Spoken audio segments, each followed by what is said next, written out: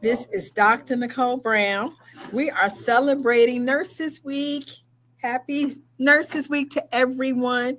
So I just want to go over some of the highlights for the week. On my social media, I have posted some of the freebies. So there are many freebies out here that you can come and take a part of. Starbucks, Dunkin' Donuts, different places. So you just got to ask them and, let them know you're a nurse. And, hopefully they'll be one of the stores that'll be participating. Okay.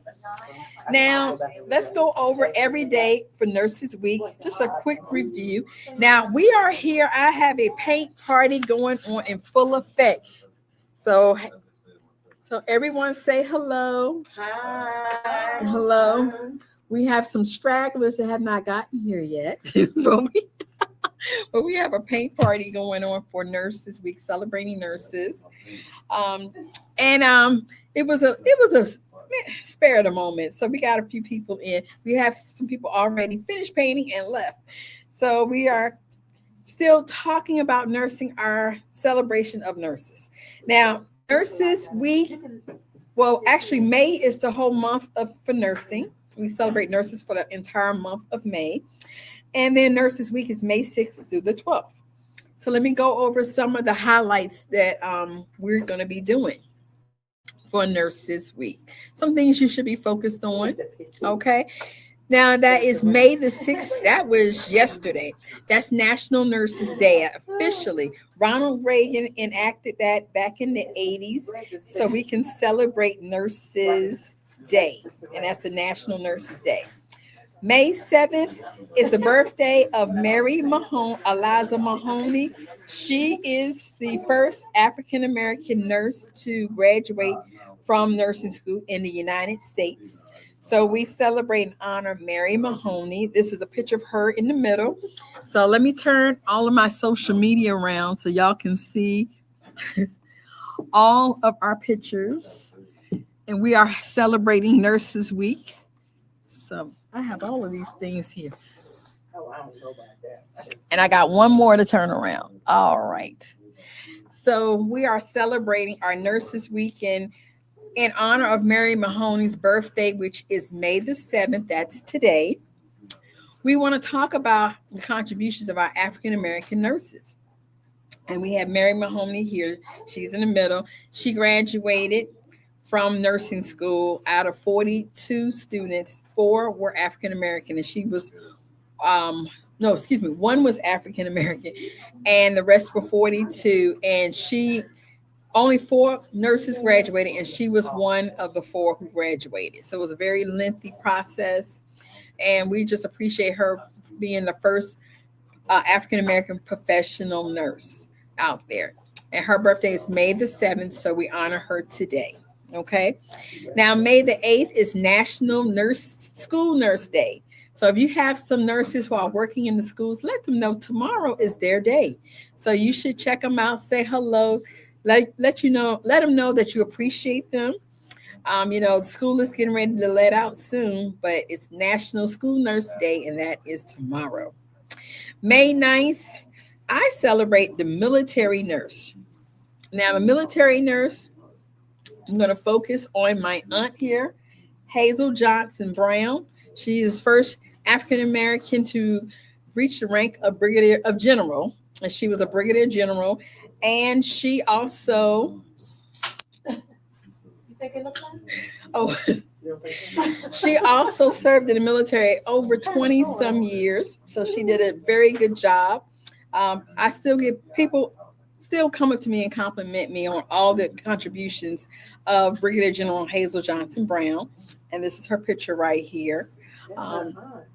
So that was an amazing opportunity to meet her. Then we also have the Tuskegee Airmen nurses. Oh, there's a whole brigade of nurses who were with the Tuskegee Airmen in the war back in the day. And she has a lot of information at the African American Museum in Washington, D.C. So we have our nurses that are honored over there. And of course, the Tuskegee Airmen nurse is honored at the African American Museum in Washington, D.C. Also, my aunt, Brigadier General Hazel Johnson Brown. She is also her uniform and pictures of her are at the museum in Washington D.C. Also, Harriet Tubman served as a nurse for the family that she used to work with. So we honor Harriet Tubman as an African American nurse. Also, Susie King Taylor, she was a nurse in this is her picture right here, the cover of her book. She was a nurse in the Civil War, and she did made a lot of contributions, and she has a book written about her, and she's also at the African American Museum in Washington, D.C., as well as, of course, Harriet Tubman. Now we have another nurse who is Mary Seacole. Mary Seacole is the oldest nurse, and she was back in the day with Florence Nightingale. And that was way in the 1800s. So we're going to go with Florence Nightingale's birthday is May the 12th. So we're going to talk about her more when we get to May the 12th. And then also we have, this is one of my favorite books. This is the book, The Path We Tread by Mary Carnegie. She was a nursing faculty member at Hampton University, and Hampton University is one of the top three African American nursing schools that started in this country. And Hampton University here in Virginia is still up and running. So they had a faculty member. Her name was Mary Carnegie, and she wrote a book about the Black history of nursing. So it's really very inspirational. If you're interested in nursing, I definitely highly recommend that book. Okay. Now, May the 10th, I celebrate men in nursing. Okay. We need more men in nursing. We have to promote men. Um, a lot of y'all might not know that men started nursing with the Catholic Church. So nursing started with the Catholic monks in the Catholic Church. So it's very prevalent that we honor them for starting and initiating nursing. Now, women took over nursing when we started having wars, and nurses were they went out to the war and helped in different wars, civil war, um, and then also they were at home, so they had to do more things. And then over time, nurses when the men went away to war, the women became nurses, and they took over. Back in 1960s, men had to petition Congress to be nurses in the military because women had taken over that role. So we need more men in nursing, and we have to understand what nurses do. Now, May, Hug a Nurse Day. It's our week. We still need attention. We need to be appreciated. So just hug a nurse May the 11th, okay? And then May the 12th is Florence Nightingale's birthday. Florence Nightingale is the original nurse researcher. She was in the Crimean War also with Mary C. Cole. Now, Florence Nightingale, what she did was she was the first nurse researcher. She was able to take data that she collected while she was out in the field, known as the lady with the lamp, and she was trying to help soldiers. So she collected data and she let them know that the soldiers needed, clean air, clean water, clean, dry clothes. They needed food. They needed assistance. And she collected data on how we could improve the conditions of the soldiers out during the Crimean War. Okay. So that's a brief history of Nurses Week. And I just wanted to go over and review. And then, sorry, today we're doing our nursing history, and we're focused on Mary Mahoney, who was today is her birthday. And she was our first professional African American nurse in the United States. Okay. So thank you for tuning in. Now I have my trusty co-host, Corey. Do you have any questions? And hello, TikTok, Instagram, Facebook. Hello, everybody, and welcome. It is Nurses Week, and we are celebrating nurses all over the globe because nurses give so much and they don't receive a lot in comparison. So, How many years does it make now that you have been a nurse? Oh my gosh, today it makes 31 years of nursing. Today is my 31-year anniversary. Happy anniversary. So, what is Thank the you. biggest lesson that you have learned by being a nurse? I think I would encourage a lot of nurses to go back to our original state. Nurses were independent contractors. We did not work in the hospital, especially African American nurses. We weren't allowed in the hospital until like the 60s or 70s. So we used to do independent contracting, and we made our own schedules, we made our own hours, and we requested our own payments. So we were not dependent on a hospital in any kind of form, and that seemed to work. A lot of, especially African American nurses, started out as nurse midwives.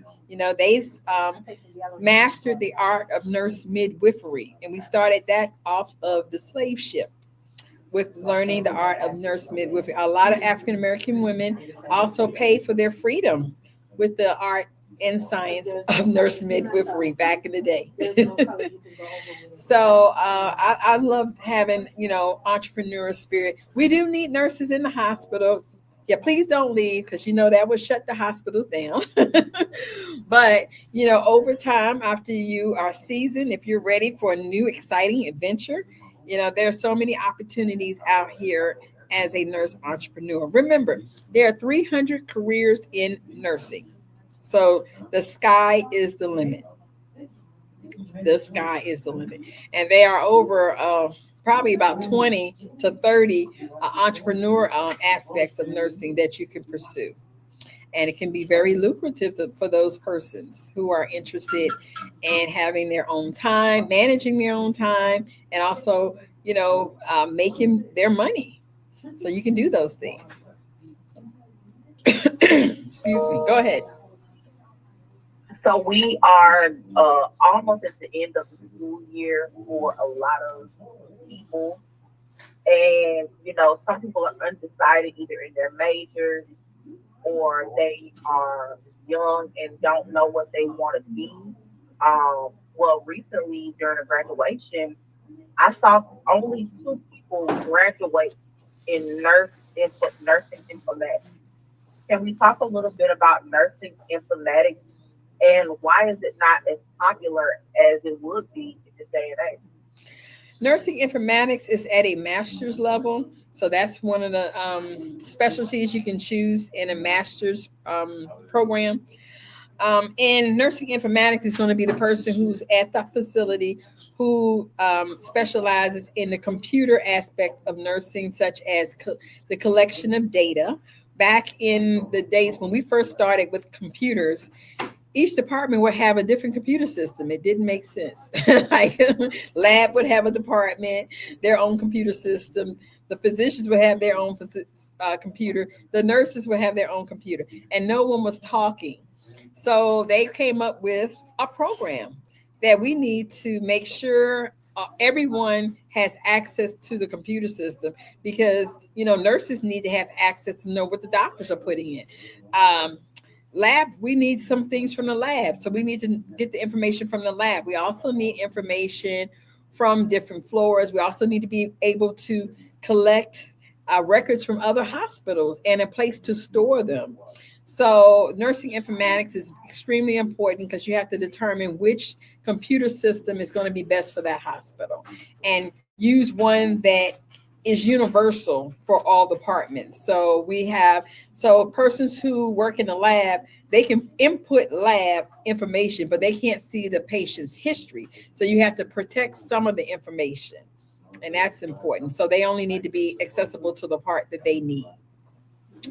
So that is why we need nursing informatics and nurses who specialize in computers. If you like playing with computers and tinkering with computers and also video games, then you want a steady, a career, nursing would be it. And then you can go into your master's degree pursuing nurse informatics. It's a specialty field. Of course, it starts at six figures and it's very lucrative. Next question. Yes, ma'am. So, as we're talking about like systems and computers and things like that, um, you've seen the progression in your 30 plus years of nursing from like paper charts to computers. Can we talk a little bit about how things have changed and what you see going forward in the future? I think some things have improved. I do like computer charting because you have access to see exactly what's going on with other providers, how they have added to the program. Like the other day, I was at the VA hospital. I'm a veteran, so when I go to the VA hospital, I'm able to talk to them about, okay, I got labs or I got X-rays from another department. Can you look? Can we look at the results together? And I can do that with my internist or my PCP. And I think that's very helpful that you have a computer system that you can bring all that information together. Um, Also, the one thing I don't like the cell phones in the room because people are ooh, it's a good thing and it can be a bad thing because sometimes people don't understand what you're doing and it may look like you're being maybe aggressive and you're not, especially when you have some nursing home clients who may be uncooperative and you have to coerce them to, do their bathing and changing and stuff. And I've seen that some family members think that it could be abuse, but it's not. Because because they want these people bathed and changed. And sometimes you have to figure out what is going on with your patient, and you have to learn how to work with them to get them to do some of the things that they need to do. Now, the other day I did see it was a nurse who recorded a physician who was cursing her out and saying some bad things to her. And I have experienced that also. So that was pretty good that we at least had, a record and a documentation of this doctor being very inappropriate to nurses. Also, we have some documentation of the other day I was watching, and they have the police are going to tell people that their family member has died. And a lot of people were very upset saying, why are you showing this? And I'm like, they need to see this. They need to see what goes on when you have to go and tell somebody that. Now, I worked in the emergency room for 10 years. Please know it's been some rough days. Okay. I have I have been there when we've had 100 people show up. Middle of the day, we had some drug dealer activity going on. And this little boy was shot up, and he didn't make it. It's very hard to go out here to 100 people to tell 100 people that somebody did not make it. It's gonna get violent. I mean, I've had to be the shield in between the doctor and the family members. We've had to, especially when we had 100 people, we had to call the state troopers in and the local sheriff's department, and they had to lock arms to protect us from the family and the neighbors and the people in the community. So, I wish people could see that because that was dangerous. And, I had some limited information with death and dying. So I really did not understand the death and dying process and how it affects people so much. So sometimes we would be having taking care of a patient. We did CPR, but the patient has died. But we have to do a few things before we can bring the family in because they weren't there when we were doing CPR. So I would take them into the x-ray room and we had some snacks and drinks and I would give them snacks and drinks. And then the doctor would come in and say, we're very sorry, your so-and-so has died. These drinks and snacks start going flying against the wall because everybody's mad and they're upset and they're like, why you didn't tell us? And they're upset. And I think that people need to understand, what nurses go through. And also it's given me, when I saw the video of and it's on the police cam of them having to go to someone's home and tell them this lady, her son had died the night before, and she had just talked to him. and they had to go in there and say that your son was in a car accident. It was 3 people. Um, and he made mention of the one who made it, and their family was at the hospital, and then they had to say there were 2 people in there who did not make it, and we think that one was your son. And it was very difficult because this lady, she was running around all in the yard. She was throwing things. They had to have some more police come to calm her down. And, this person can't, they're not going to feel comfortable with her driving to the hospital. So you have to, calm her down and try to get someone to help. So that's a different perspective, in healthcare, because you're the first ones, especially if you're EMS in this accident, and it's a car accident. They're the first responders. They're on the scene. Then this person is transported to the hospital, and her son didn't make it in his transport. Then it was another gentleman. The other one died on the scene. So I thought it was helpful, because I think that people need to see exactly what we're going through when we have to make those announcements. I remember going into an emergency room, and I have to get boxes of tissue, and I have to hold them behind my back. So if we have 1 or 2 family members, or maybe 5, the doctor would go in front of us, and he would make the announcement, and we would be behind him with the tissues. If it's 20 or more, and they're very, very angry and yelling, we want to know now, we're going to be in between. The doctor's going to be behind us when they make this announcement, and we're going to be near the door, because it can get very dangerous for us. So, and I know people can't see that in the hospital. We can't show that. But I thought when the police were showing it on their police cam, that, now they're seeing how nurses are also being affected. Okay. So I thought that was really good. All righty. Now we have some more people who are leaving our paint party. So yeah, show your pictures. I'm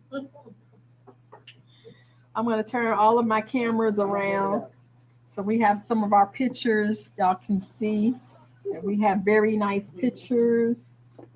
I'm going to put everything around. So we are live on Instagram, Facebook, and also now I'm getting ready to start painting. So we have Vonda, we have Sarita, we have Annie. So these are some of my paintings. I haven't started yet. I've been busy. Yes. And then we have other people on it. My assistant, my daughter, my father, and our friend was here. So we had some people painting. So I did this at the spare of the moment. So, and it was free. And it's very relaxing, and we appreciate it. We had some music playing, but for y'all to hear me, I had to turn it off. So, okay. So we got some pictures going, and I'm getting ready to do my picture in just a few minutes. Thank you, Nicole, Dr. Nicole. Thank y'all for coming. I enjoyed it. All right. All right. So thank y'all for tuning in. We appreciate everyone who came by. Thank you, but thank you. All right. Thank you.